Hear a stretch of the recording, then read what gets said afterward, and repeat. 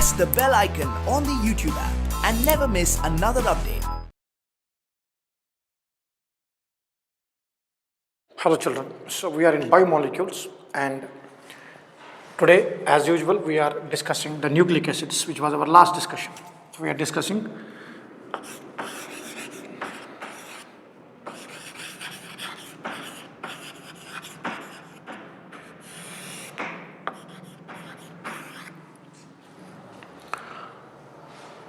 we reached the conclusion that nucleotides are made by the removal of two water molecules. There we have a reaction occurring between phosphoric acid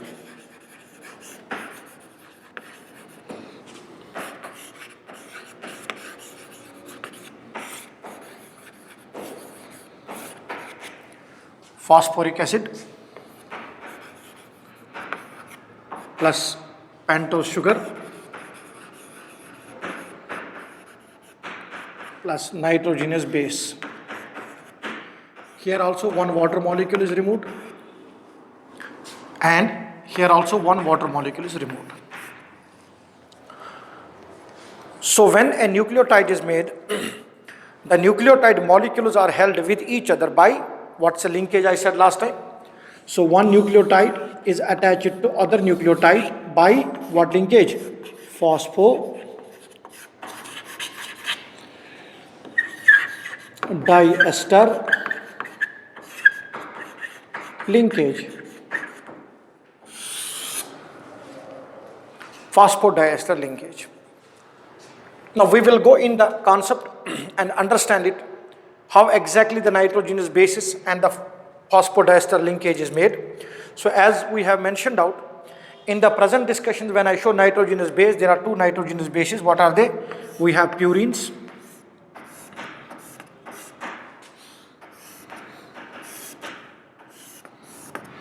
these are heterocyclic groups, right? And there are some modifications in purines. Modifications means what? So around certain regions double bond O will be coming out, certain regions that NH will be coming out. And as I mentioned to you, in purines and pyrimidines, so this is that purine ring, basic purine ring. From here there will be modifications, and from that purine you are getting two bases. What are the two purine bases? We have adenine and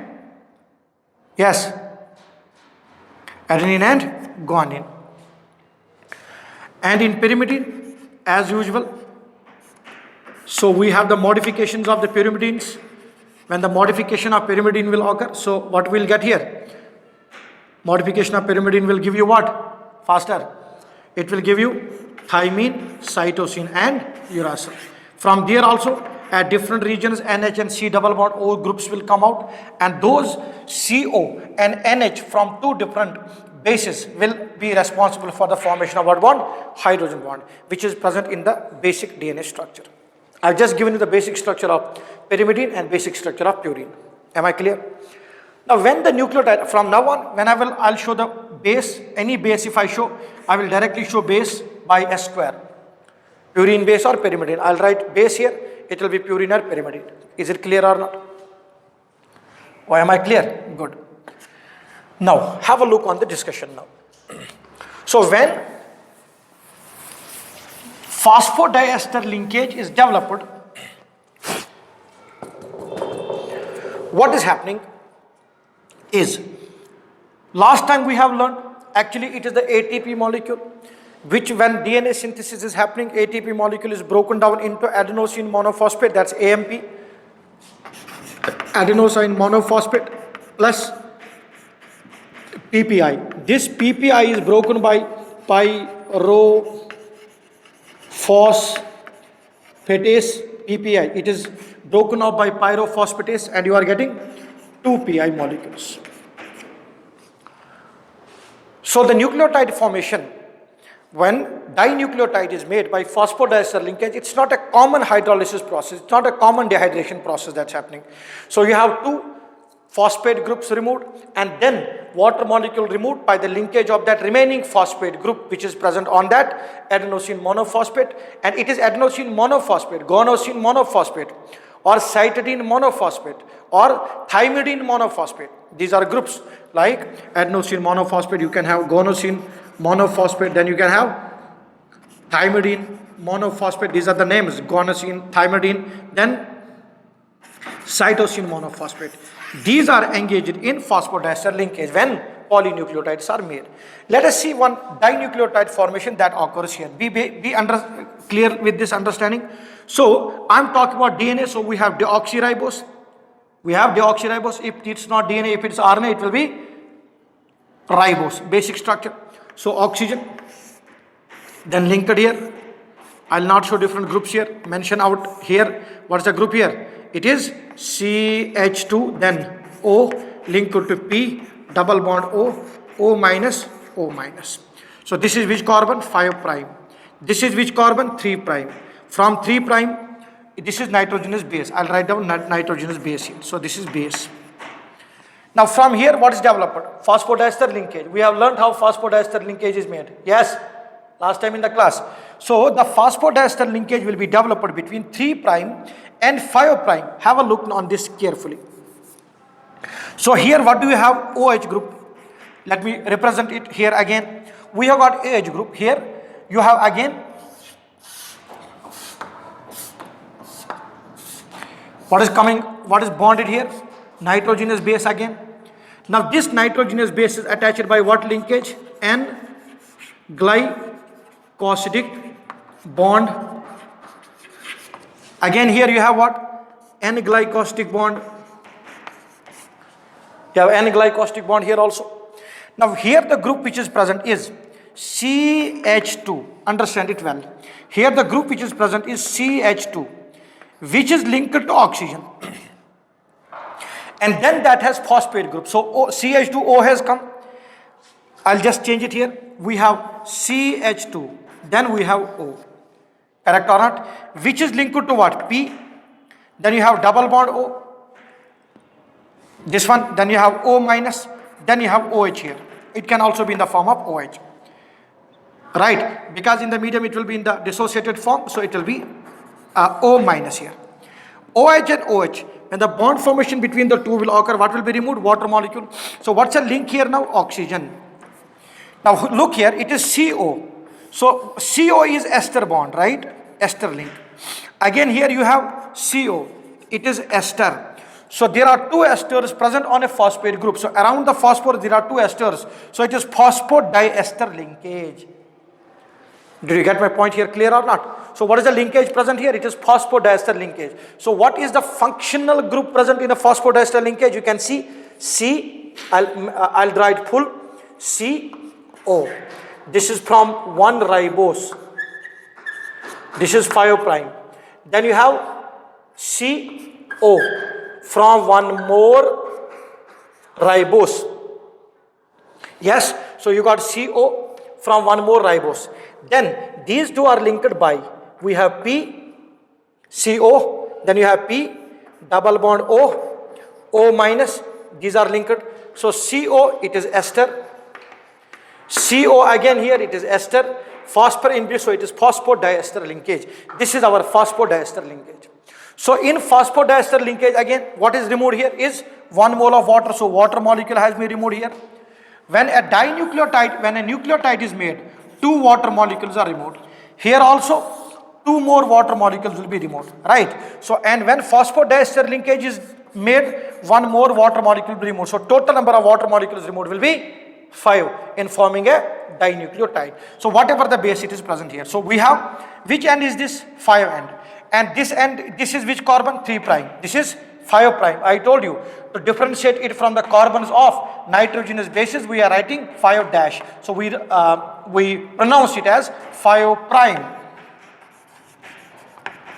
and 3 prime.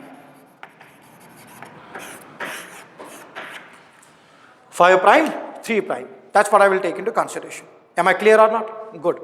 Now looking on this, children. So you got this phosphodiester linkage made here. This is 3 end, right? So this chain can continue and polynucleotide chain will be resulting in the formation of a long stretch of DNA. If it is ribose, it's RNA, then there will be OH group here. That's a structural difference. And in RNA, whatever the bases will be present, you will not have thymine. There will be uracil. Instead of thymine, what is here? Uracil. Clear or not? In RNA. Is the basic thing clear with respect to the phosphodiester linkage here, children? So N-glycosyl linkage understood, phosphodiester linkage understood. Why the name phosphodiester is given to it, it's also understood.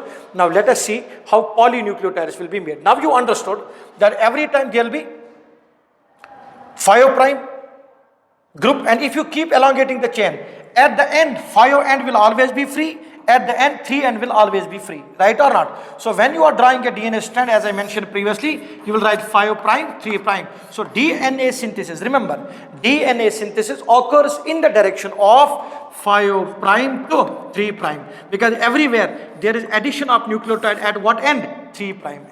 Clear? So if I show, every time to draw these structures is very difficult. So what we do is, we have a shorthand notation. We have a shorthand rule or shorthand arrangement in which these bonds can be represented, which will represent a polynucleotide chain. Suppose we have 4 nucleotides, say adenine, guanine, thymine and cytosine. I am talking about DNA, right or not? So how do we represent it? The representation of it will be, so you will draw, this is adenine, okay? Now, this is next base, this is third base, this is fourth base. So adenine, guanine, thymine, cytosine. What do you got? Adenine, guanine, thymine and cytosine. Am I clear with this here? Very good. Next, look on this end. This is 5 end. What is this one? 5 end. Understand it. The link between the DNA bases is from where to where? From where to where? So this will be this part where from the chain is growing. This is phosphodiester linkage. This will be 3'. So here it will be 2. Technically it is 1 attached to base. Understand it. Just simple representation. This one is 5'. Again from here, this is again 3'. One more sugar molecule. This will be 5'. This is phosphate. In the middle, what is there? Here you have got phosphate. So phosphodiester linkage. What is here? Sugar. This on the whole is sugar. This is also sugar, but which carbon? 5th carbon. Now, understood or not? So what will be the group present here? P. Now again you will have, right or not? Again it will be 5'. Yes, this is what? 3. So this is adenine, guanine, thymine, cytosine. What are these? These are our phosphodiester links. Am I clear? So these are phosphodiester linkages present. So this is a tetranucleotide made up of how many nucleotides? 4. So if the diagram is given like this, you are asked the number of water molecules removed. In this particular structure, what is the number of water molecules removed? Have a look. For each nucleotide,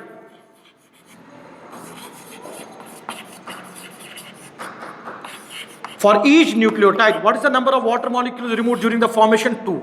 So that will make it 2, because there are 4 nucleotides plus 2. And when one phosphodiester linkage is made, one water molecule removed, so it will be plus 1 plus 1 plus 1. So 2, 2, 2, 8, 9, 10, 11. So total number of water molecules removed, or the number of moles of water removed when a tetranucleotide is made, are 11 moles. Got it? Or in simple way, for making a tetranucleotide molecule, it's a polynucleotide now, right? So the number of water molecules removed are how many? 11 water molecules will be removed. So you can even calculate the molar mass depending upon whether you are knowing the individual mass of the particles itself or not, the basis, individual basis molecular mass you are knowing or not. See, we are discussing the chemical basis of DNA structure. Now you understood, children, every time if you keep going forward, this is which prime, this is which carbon here, 3rd carbon, linked to 5th, 3rd to 5th, 3rd to 5th. If you keep going forward, a time will come, there will always remain 5 and which will be free, and always will be there 3 and which will be free. So DNA synthesis which occurs will be always along 5 prime 3 prime direction. That is, DNA strand is being made during replication in 5 prime 3 prime direction, but the old strand from where this DNA is synthesized is being read in 5 prime 3 prime direction, reading in 5 prime and making 5 prime 3 prime, because they are complementary to each other and they are anti-parallel. So from one direction, if it is 5 prime 3 prime, other one will be 3 prime 5 prime. I will explain it why. Now there are certain questions that we need to answer in the DNA structure. Now it is this DNA only which winds around histone proteins and results in the formation of chromosomes. But we are not looking on to the structure on the whole for those chromosomes and solenoid models.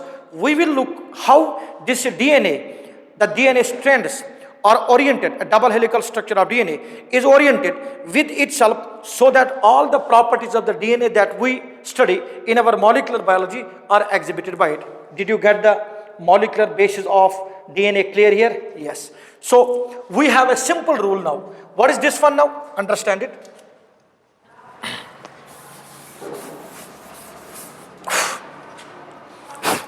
So what is this one now? Sugar. Attached to it is phosphate. So we have sugar attached by a phosphate, sugar, phosphate. Then again you got sugar. Then again sugar. Then again phosphate. So the DNA strand, the polynucleotide, the multiple nucleotide is held by phosphodiester linkage will be present, will be having the alternate positions of sugar, phosphate, sugar, phosphate, sugar, phosphate, sugar, phosphate. One more thing, from sugar what will be coming out will be base, from sugar what will be coming out will be base, from sugar what will be coming out will be the base. Now we know, according to Crick and Watson model of DNA structure,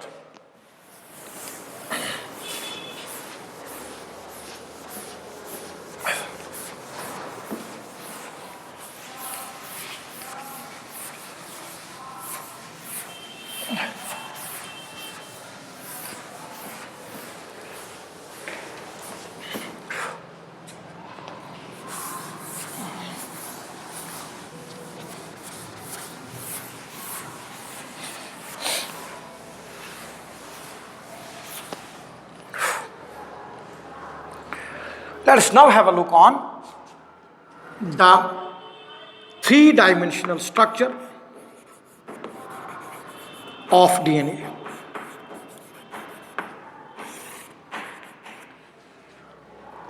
Now, the best solution to this was provided by Crick and Watson's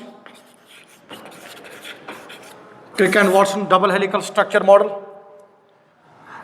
And there were some other people who played an important part in elucidating the structure. That was Chergaff. Chergaff's rules we have, or Chergaff's whatever you pronounce it as, rules in DNA as well we have. Now this is extremely important to understand. According to Crick-Watson model, there are many types of DNA that we can have, but according to Crick-Watson, we have the beta arrangement and right-handed helical structure of DNA. There are certain things that we need to answer. First one, why anti-parallel?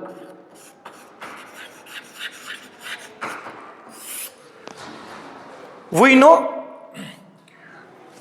according to the calculations, number of purine bases equal to number of pyrimidine bases. So the amount of purine and pyrimidine weighs, number of purine and pyrimidine bases should be same, because it's always that purine base pairs with pyrimidine. How it was elucidated out is that purine structures are double ring structures. We know that DNA double helical structures diameter is 2 nanometers or 20 angstroms. According to X-ray crystallographic studies done on DNA, this distance, this diameter of the DNA, its diameter of DNA, keep it in mind. Not the distance we are talking about. The diameter of the DNA, 2 nanometers, is quite small for two purines, which are double ring structures, to be accommodated in that particular distance and be very stable interacting with each other by hydrogen bonds. Because according to the dimensions of purines, which are double ring structures, this much of space is not enough to accommodate the two double ring structures in that particular region. And single membered rings are too small to occupy it, because it will be like loosened up. That means purines will be too tight and pyrimidines will be too loose. Then on the structure elucidation, it was formulated out that this DNA, in DNA, the bases are attached to each other for maintaining the double helical structure. They are attached to each other by one purine and one pyrimidine base. So we know that we have adenine and adenine double bonds with thymine. So the strength of adenine thymine hydrogen bond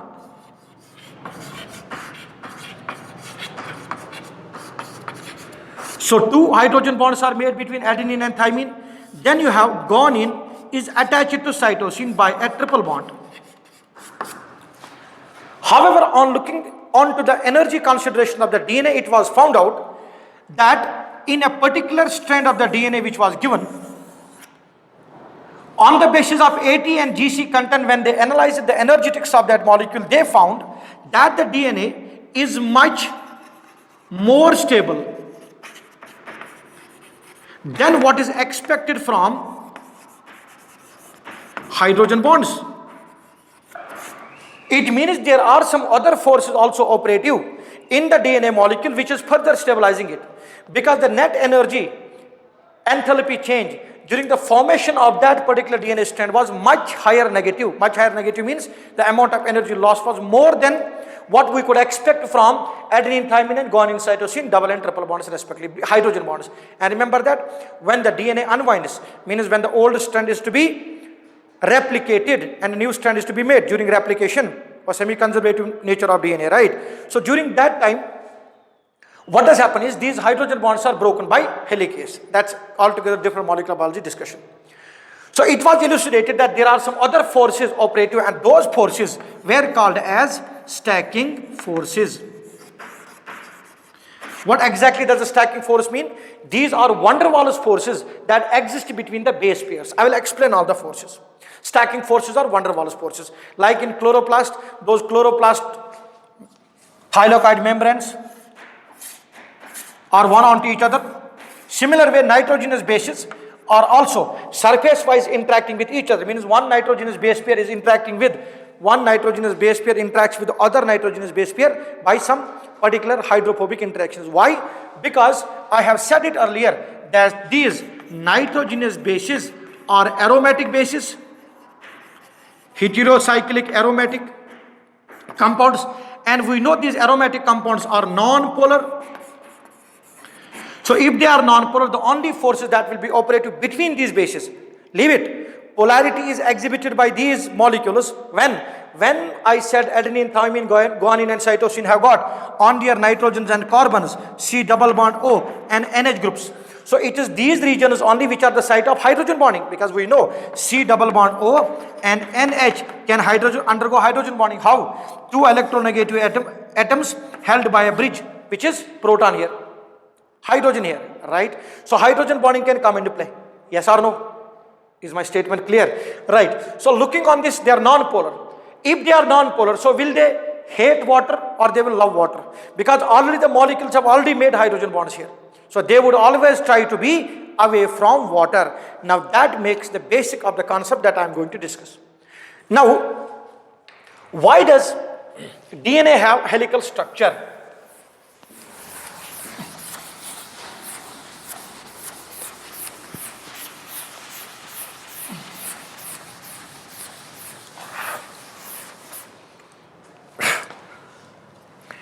According to Kirchhoff's rules, what is Adenine will always be equal to what? Thymine. And guanine will be always equal to what? Cytosine. So what is adenine and guanine? These are purine bases. And thymine, cytosine are pyrimidine bases. That technically means purine should be equal to pyrimidines. One more important thing. We have in a DNA, in the double-stranded DNA, we have a concept called as melting temperature. Now what does it mean? What is melting temperature? So suppose we have a double-stranded DNA. I'll talk about, okay, first of all we'll talk about the structure, then we'll talk about this concept of melting temperature of DNA. Okay, so according to basic structural analysis, when you look on DNA, it is double helical structure. Why is DNA helical and why anti-parallel? Let me answer that question first of all. Let us consider DNA molecule here. Say this is like an open ladder. Try to get it clear. Now we know the arrangement is sugar, phosphate backbone is there, sugar, phosphate backbone is there, sugar, phosphate backbone is there. From sugar what is coming out is base, then from sugar what is coming out is base, from sugar what is coming out is base. Similar way here we will have sugar, phosphate backbone, yes or no? Now think, if it is 5' and 3', consider this to be the directionality. This is the direction of the DNA, one of the strands. What's it? 5', 3'. So this is one of the strands. Now if this is parallel to it, that means this also should be 5' and this will be 3'.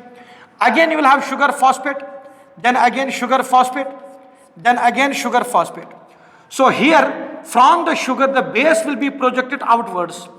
So these bases are going outwards. There is no chance for these bases to interact with each other and develop hydrogen bonding. As a result of that, the double-stranded nature of the DNA cannot be explained. This is one explanation that we can give. If now we consider, sir, rather than having this parallel positions or parallel arrangements and parallel directionals, let us talk about anti-parallel positions. Now let us suppose this is anti-parallel position now. Okay, so I'll write down 5', this will be 3'. Now what will be this one? 3', 5'. So they are going opposite each other or not? Complementary base pairing when it will happen, when DNA synthesis will happen. So it's a very good and very deep discussion. But I'm not going into how DNA polymerase makes this happen, how it brings the bases anti-parallel to each other. You know there are two strands on DNA when synthesis occurs. What are they? Leading and lagging strands. Leading strand is being synthesized in which direction? Suppose this is DNA. When it unwinds out, say consider this 5', 3'. When the synthesis will occur, this will be that this is 3 in this direction. 5', 3'. The DNA strand that is being read from 3 to 5' will be synthesized in the direction in 5', 3' direction. 5, 3. Are you getting it or not? So this 3 will continue. This is leading strand. And lagging strand is to be synthesized opposite to it. Because this is 5. What will be this one? 3. So it is to be synthesized from here. 5', 3' direction. So one is being synthesized continuously, one discontinuously, and we call those fragments and Okazaki fragments. You know the basic discussion here. If it's a molecular biology topic that I have to deal with, we'll deal with that at a different arrangement. Okay, so I'll write down here base coming out. Suppose adenine, this is sugar, right? What is here? Phosphate. Okay, then you have sugar phosphate, then sugar again. Suppose it is guanine, it is thymine, sugar, it is cytosine. From here, when the complementarity will occur, DNA will be synthesized, it will be cytosine, it will be guanine, thymine, it will be adenine, guanine, it will be cytosine, adenine, it will be thymine. Adenine and thymine are held by what bond? Double bond. Guanine, cytosine by triple bond. This is again double bond. This will be again triple bond. So we got all the things done. 5', 3' direction is done. Anti-parallelity is there. Bases have undergone hydrogen bonding as well. But the amount of space that has been left out, and it can be checked out by ethyl bromide experiments also.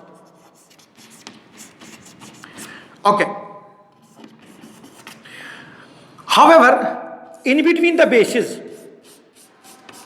there is large space available, and we already know the base pair, which is adenine double bonded to thymine and guanine triple bonded to cytosine. These bases, that is adenine, thymine, guanine, cytosine bases, are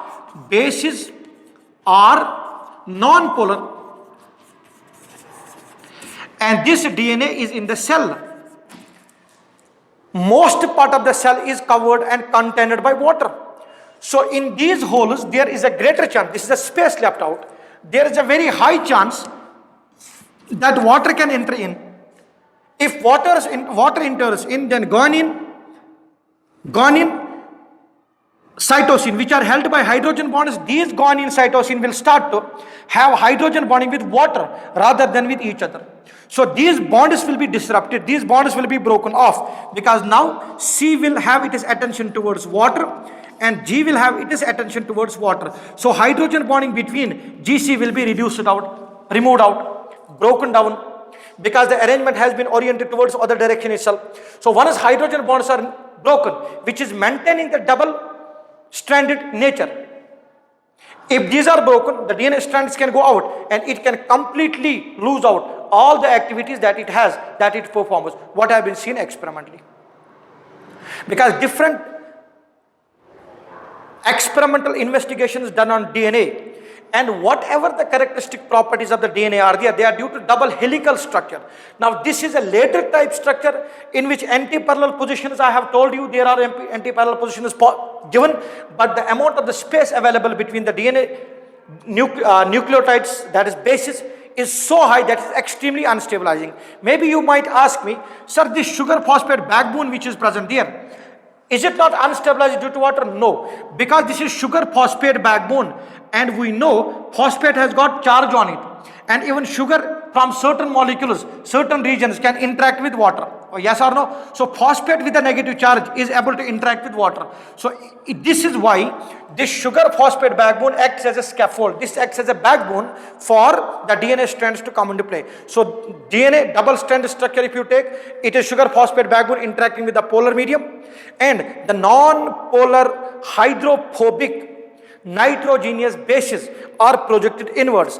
But if you keep a ladder-like structure available, it can take many structures. But in the cell, you need to see which of the structure is energetically favored, and this will be 100% energetically not favored, because there will be enormous number of interactions happening between bases and the external medium. But bases should only come into interaction when they have to undergo some replication process, like in cell divisions.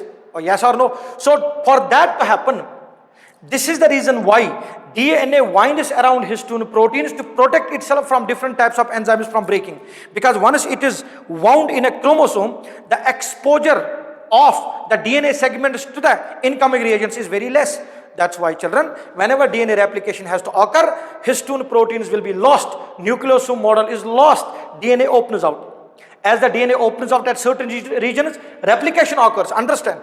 As the replication has occurred, when it becomes double strand, it winds histone proteins around it, because histone proteins are specific for double stranded DNA, not for single stranded DNA. There are so many things with respect to DNA that we can talk. Am I clear? Now, this is not available. Then what does helical structure do? And how is helical structure helping the molecule to become stable? And now keep it in mind.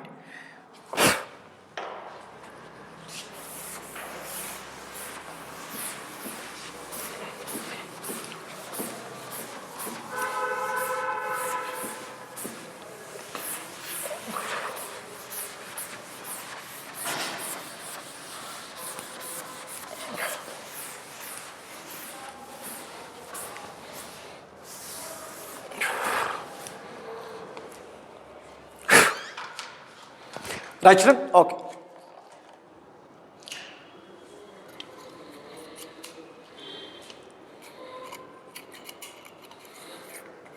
Right, let us see it further. So what does double stranded DNA do? So now I'll do the basic elucidation and I'll draw the double strand structure for the DNA now.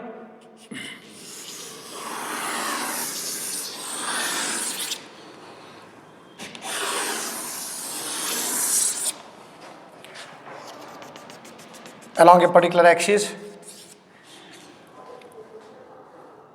Yes,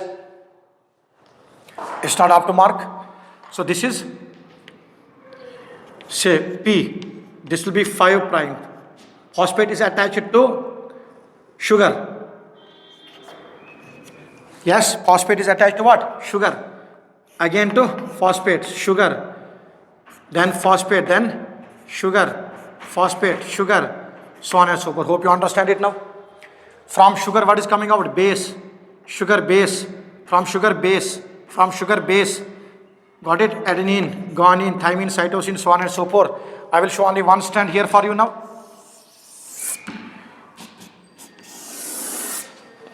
What is this one? Sugar. 5th carbon. Phosphate group. So 5 prime, then keep coming down, it will be 3 prime, this will be 5 prime, this will be 3 prime, anti-parallel,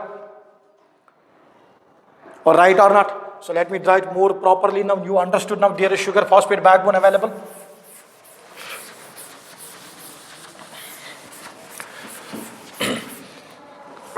Right, there is sugar phosphate backbone available now or not? Correct?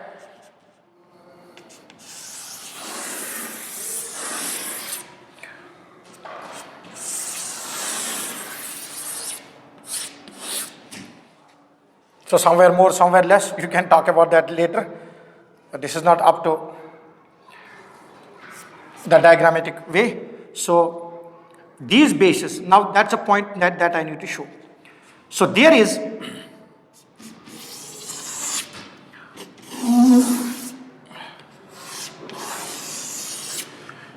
sugar coming out, right? From there what is coming out is base.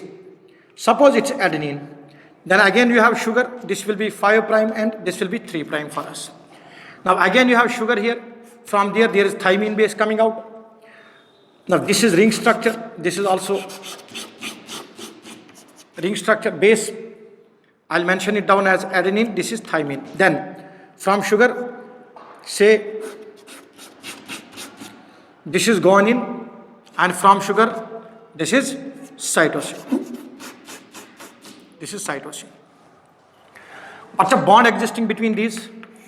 There's a double hydrogen bond, so we showed hydrogen bond by 3 dotted lines. So there's a double bond, and in this case, it's a triple bond here, right? Basic thing. Look on this carefully. When you look on one helix of the DNA completed, and you look on the diameter of the DNA, it is 2 nanometers. One base is away from the other base pair. One base pair from other base pair. That is 0.34 nanometers. And one helix from here till here, this is one helix. It has the dimensions of 3.4 nanometers. Now you can easily understand the number of base pairs present in the most stable DNA on an average. The number of base pairs are on an average 10.4. But we'll take on an average the number of base pairs in each helix equals to 10 base pairs. 10 base pairs means 20 bases. This needs to be understood very importantly. If I start from position 1 till position suppose 2, it completes one rotation. This is right-handed helix. Understand it how it goes. Here I started, then this way, this way, this way, this way, this way, this way, this way, this way, this way, and I am coming back. So once one complete helix, right-handed helix, once one complete helix is completed, technically I have completed a sphere, right? Right. So I have completed 360 degrees. How many degrees? 360 degrees. And the total number of base pairs present are how many? 10. So children, remember, when you look on the base pairs in the DNA, these base pairs in the DNA are not oriented parallel to each other. Rather, they are subtended at an angle of 36 degrees from each other. That means, on the DNA, if this is a strand, first base pair, if you look on the next base pair, it's not parallel to it. Rather, the next base pair will be at an angle of 36 degrees tilted. So next one will be 36 degrees. Next one will be 30. You see that when one complete helix will be completed, I have gone in this direction. You can see the positions of the pen now opposite. So I have come here now. Yes, so this is 360 degree angle completed. Number of bases 10, angle 36 degrees. What does it do? What does this double helical structure do? Now look, when it becomes a double helical structure, tell me what will happen to, this is adenine, thymine, then guanine, cytosine. If it converts to, in this case, between bases, and in this case, diagrammatically I have shown bigger one, in this case, and in the linear fashion, when the twisting will occur, the space between the bases will be reduced. When the twisting will occur, whatever the space was between the bases, that will be reduced or not. I don't say entry of water will not be excluded. Entry of water will not be there. It will be there. But in a helical structure, the amount of water present in between the bases will be minimized. That will make the two bases to hydrogen bond with each other more strongly, leading to the more stable secondary and tertiary, that is three-dimensional structure of DNA. So the twisting of the DNA leads to minimizing the surface area of what? The nitrogenous bases with respect to each other. And we know these nitrogenous bases, as I mentioned earlier, are aromatic. And how they are projected outwards. Remember this. So if this is a sugar phosphate backbone, this is sugar phosphate backbone. Phosphate, sugar, phosphate, sugar. From the sugar, one base, and from one more segment, one base, which is coming out. They are coming out mutually perpendicular to the, this is sugar phosphate backbone. So this is coming perpendicular to it. This is coming perpendicular to it. So then they are interacting with each other. Next will be one more base pair. So let me show that more clearly here. So suppose this is one base pair, not one base. This is one base pair. This is one base pair. When the twisting will occur, these base pairs will be squeezed close or not. So the water present between the two will be expelled out. So the bases will be able to hydrogen bond properly. Not only that, there is no insulation for developing van der Waals forces between the surfaces of two base pairs, aromatic. They will develop van der Waals forces between two, and we know van der Waals forces are inversely proportional to 6th power of radius. So much closer they are, stronger the van der Waals forces. It is that force which is called as interaction here is called as stacking forces. What are they called as? Stacking forces. So it is this stacking force, that is van der Waals forces, plus hydrogen bonds together. So hydrogen bonds plus van der Waals forces on the whole are making a double helical structure more stable than expected. So when the DNA is taking the helical structure at each angle, so what is each 360s? How many bases are there? 10. You can see that very easily. Angle is 36 degrees. So they are not parallel, they are twisted. And also when there is a twist, the surface area between the two will also reduce. Due to that, stability of the DNA will be more. It will not let more charged particles or polar particles to enter in. So this explains how the helical structure in which sugar phosphate backbone is polar, internal region is non-polar. Right or not? This is why, children, when the DNA opens out, the entry of water that can occur will be more. That's why very quickly after DNA replication, it winds itself around histones and tries to reduce the surface area itself, so that minimizes the interaction with the external medium respectively. Hope I am clear here. Now in this case, children, what will be the stability of that particular DNA strand or gene? Gene is a segment of DNA. How stable that particular segment of DNA will be depends upon the content. And we have said already, purine, pyrimidine base are same according to Chargaff's rules. A will be equal to T, G will be equal to C. So every species, every animal species or plant species will have their what? Genomic content, that is AT by GC content. Now, if GC content is more compared to AT, DNA is more stable, and naturally it's understood because 3 hydrogen bonds in GC will lead to more loss of energy. Hydrogen bonds, when they are made, when the bond is made, I have said it in chemical bonding many a times that whenever bond formation occurs, it's always an exothermic process. It will lead to loss of energy. Once energy has been lost by the formation of hydrogen bond, stability will be more. So more the amount of GC and lesser the ratio if AT by GC ratio of a species is less. That means GC content is more. That technically means stability is higher. Reverse is also true, but whenever we count AT by GC ratio. Now for that, we can calculate it, particular segment of DNA called as gene or a molecule of DNA given to you. On the basis of melting temperature, how can you assess whether it has more GC or less GC? Simple. If it is melting temperature is higher, what does melting temperature mean? This is again an important point. So you might be thinking, melting temperature is the temperature at which the DNA strands of the given molecule unwind. So if this is a double-stranded DNA molecule, the temperature at which these are unwinding, these are technically denaturing. It is denaturation of DNA. This is 5 prime 3 prime, this will be 5 prime 3 prime. All the hydrogen bonds have been broken. The temperature at which this happens, we call that as melting temperature, no. And how can we check whether the DNA has annealed off or DNA has unwinded or not, DNA has denatured or not? That can be analyzed on the basis of absorption of radiation, absorption of spectra. So when we draw a graph of TM, melting temperature versus absorption. See, keep it in mind. If the DNA strand is double stranded, the amount of the radiations it will be absorbing will be altered, it will be changed. Bases are not exposed, aromatic bases are not exposed, so excitation of electrons will be different. When the bases are exposed, excitation and absorption of waves will be different. If you are increasing temperature and you can see the absorption is changing, it means DNA is unwinding.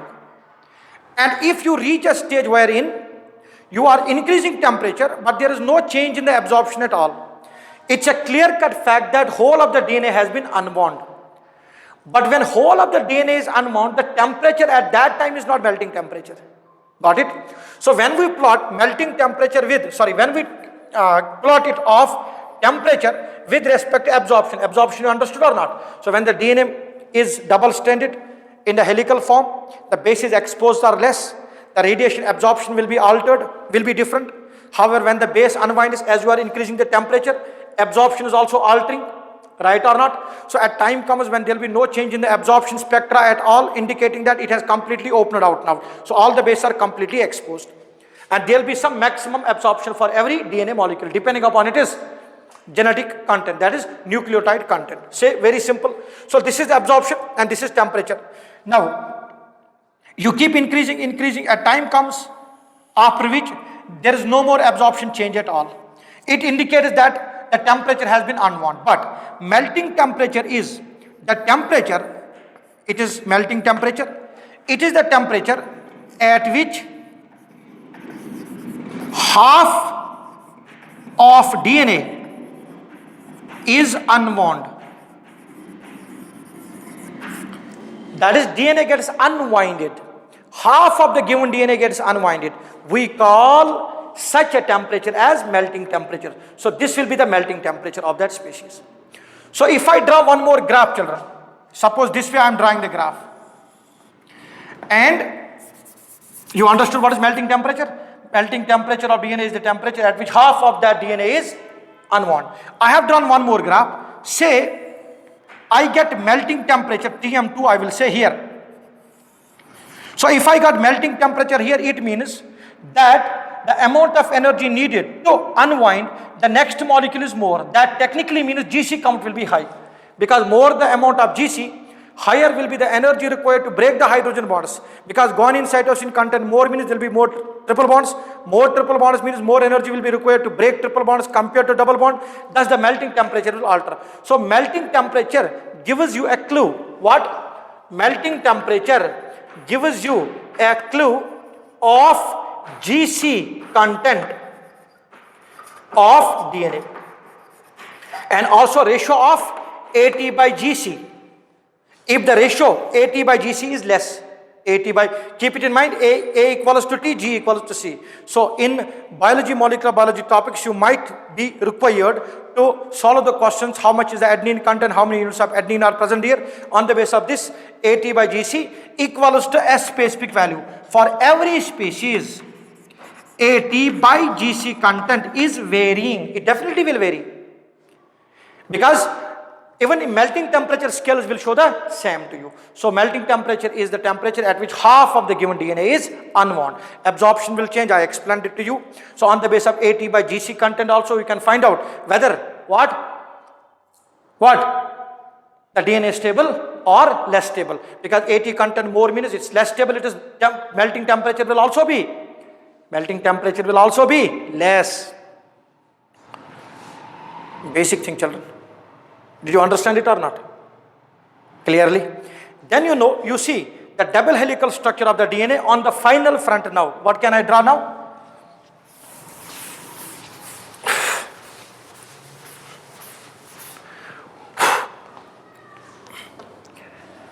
On the final front, if you are now drawing the DNA,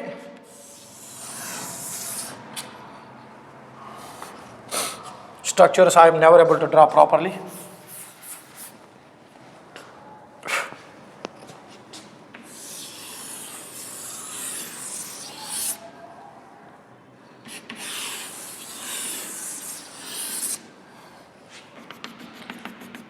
Is rotating always around a particular axis. DNA is under extreme torsional strain, but this is not DNA, sir. This is some serpent I have drawn here.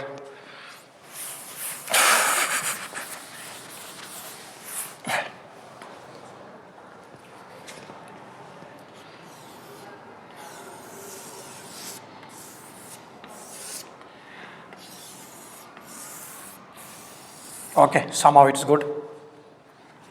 So there are bases interacting with each other. Keep it in mind. From one helix to other, it is 3.4 nanometers. Diameter is 2 nanometers. From one base pair to other, 0.34. The angle extending between base pairs is what degrees? 36 degrees. And also keep it in mind, you have two grooves present here. Grooves means depths, because when you look on a DNA molecule, you will find as if you are moving in a hole. This one, it's called as minor groove. Keep it in mind, these grooves are extremely essential information carrying systems. Not only the whole DNA, but this is also important because these grooves can act as the regions where the DNA function and DNA expression can be altered. And you know what is DNA expression? DNA expression is formation of proteins. Right? This one is major groove. If you talk in biological sense, major groove is the bigger dimension containing depth or pocket in the DNA, smaller pocket in the DNA, but it has lots of information, and here it is, these regions are the ones where there can be modification coming into play in DNA functions. Am I clear with this structural analysis of DNA clearly? Yes. So GC content, AT content I have told you. In our next discussion, children, on the basis of this in biomolecules, I'll talk about how does this DNA perform different functions with respect to its replication, transcription and I'll give the elementary idea there because it may also be asked. There are chances that these questions may also be asked with respect to this. Clear? What are the applications of all the structural analysis that we have done? Melting temperature you have understood, right? So melting temperature is the temperature at which half of the DNA is unwound. Correct or not? Yes, half of the DNA. So if melting temperature is higher, what does it indicate? What does it mean? It means that the GC content of that system is more compared to AT content. So adenine base pairs with thymine, guanine with cytosine. So in the replication phenomena in our next class, I'll discuss out the details. how exactly replication occurs and what are the complementary base pairings that happen. So this is complementarity, right? Adenine with thymine, guanine with cytosine, basic thing. Write down one question.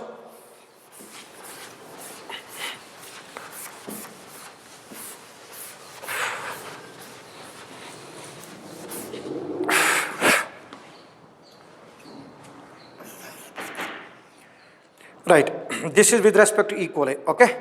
Question is,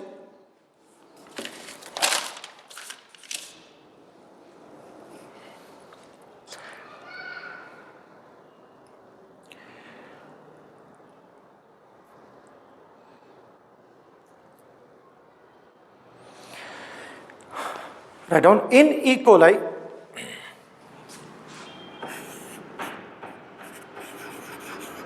DNA,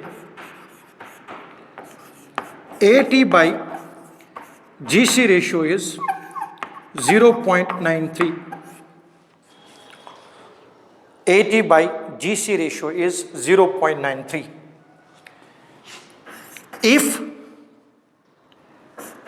the number of adenine units is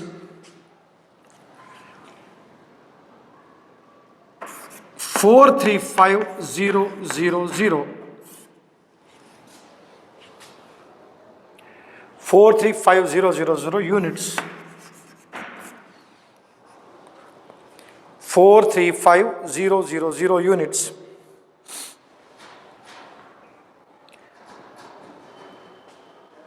The number of moles of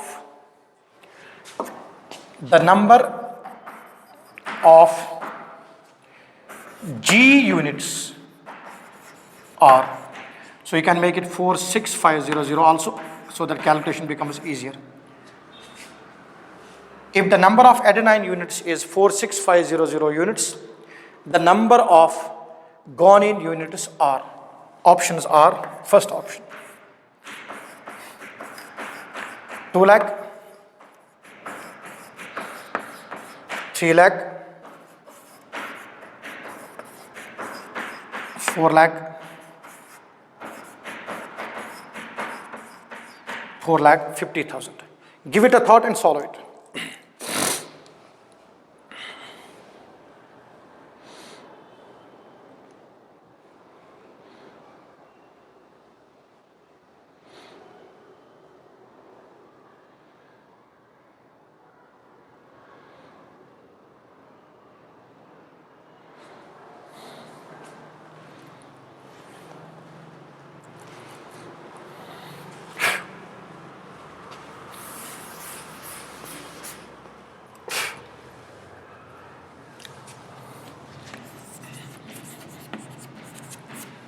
Let us solve it. According to the given question, AT by GC ratio is 0.93. What's the number of adenine content? We know adenine equals to thymine according to Kirchhoff's rules. That means adenine is how much? 46500. That makes it AT will be, total content of AT will be, AT on the whole, 46500 into 2. This will be adenine plus thymine. 46500 into 2. That makes it 0, 0, 0, 2, 5, 10, 2, 6, 12, 1, 13, 2, 4, 8, 1, 9 units. So we got A plus T equals to 93000 units respectively, AT, right? Now, according to the given question, AT by GC is equal to 0.93. AT is given how much? 93000. So, AT content is 93.